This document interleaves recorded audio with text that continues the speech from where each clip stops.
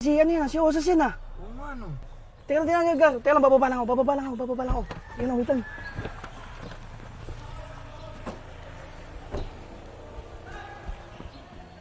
Sas! Pwede yan oh? Yeah. Pwede ba video? Oh, sige. Sige po. Video, idol kita eh, pinapanood. Pero siguro Thank you. mamaya na lang, Sas. Oh. Ano ginagawa mo? Ay, hindi. Medyo malikabok na sa yung kotse ko. Malibok na yung kotse mo. Ano yan? Second hand yan oh? Lancer. 2014. Wala naman ng brand new na ito yan.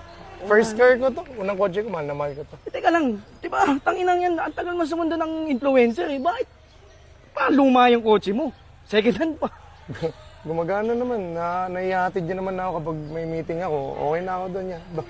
Bakit? Eh, wala, hindi naman sa pagmamayabang eh, kasi yun naman yung kotse ko. Ba? Land Cruiser. Mura lang yan, Sas. Mura lang Magkano yan. yan, ganyan niya? Mga 4.8 million lang yan, Sas. 4 point. Oo. Congrats yan, ganda ng kotse mo. Tamang punas nga eh, no? Ba't parang ano yan?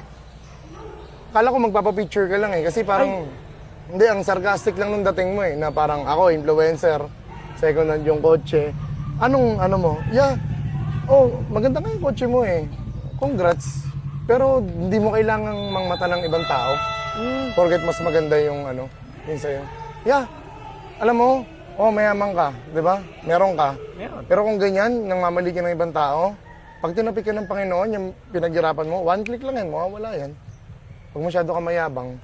Huwag ganun niya. Tsaka, pares tayong lalaki yun. Bakit parang ano?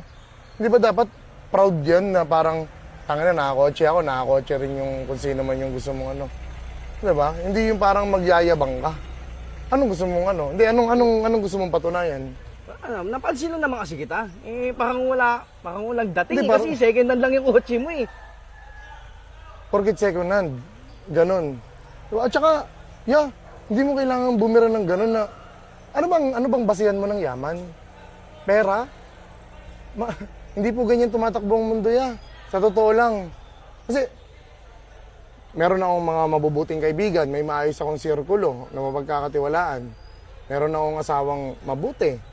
Diba? Na nag-aalaga sa akin, may pamilya ako, may magulang ako, may mga kapatid ako na mahal ako. Yun yung tunay na yaman. Hindi yung sa kotse ka. Yung ba ang basihan ng yaman ng tao, yung kotse? Diba? At saka, hindi mo naman ako personally kilala eh. Diba? Oo, napapanood mo sa Sokmed. Diba? Pero huwag ka masyado magyabang kasi hindi mo naman ako kilala. Lapit ka sa akin, papapicture, tangin na parang ka nang babalahura eh. Huwag ganun. Ha?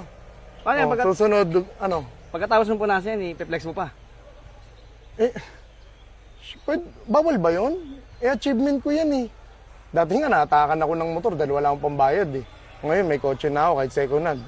I-post ko. Anong masama dun?